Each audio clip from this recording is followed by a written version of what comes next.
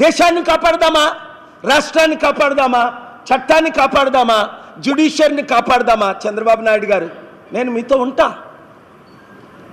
మీరు వయసులో పెద్దవారు. నేను ఒకసారి చంద్రబాబు నాయుడు అని తిట్టినా మీకు దీవెనలని మీకు తెలుసు. 22 సార్లు మిమ్మల్ని దీవించాను. ఇప్పుడు కూడా దీవించడానికి సిద్ధం. డబ్బులు తీసుకొచ్చి లక్షల కోట్లు, వందల కంపెనీ మన ఆంధ్రప్రదేశ్కి, మన తెలంగాణకి తీసుకొస్తానంటే వద్దన్నాడు.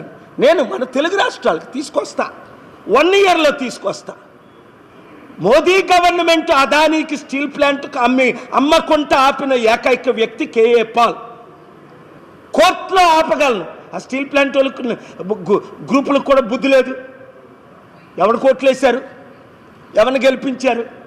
పోనీ ఈవీఎంలో 25% పనిచేసావు, 100 కాదు. మీరు ఇంకో 25% వేస్తే వాళ్ళు ఓడిపోతురు కదా. 100కి 100 మంది నా కోట్లు వేస్తే బాగుండు కదా, వారు గెలరు కదా. భాషా వివాదాలు పెట్టకండి. మన తెలుగు మాతృభాష, తమిళ మాతృభాష, మలయాళం మాతృభాష, కన్నడం మాతృభాష, ఒడియా మాతృభాష.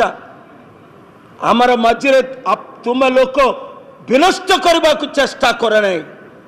ଖବରଦାର, జీవన ଦେବାକୁ ପ୍ରସ୍ତୁତ ଅଛୁ, ଆମେ ତୁମକୁ ଛାଡ଼ିବ ନାହିଁ। అర్థం చేసుకోండి. ఊసరవల్లిలాగా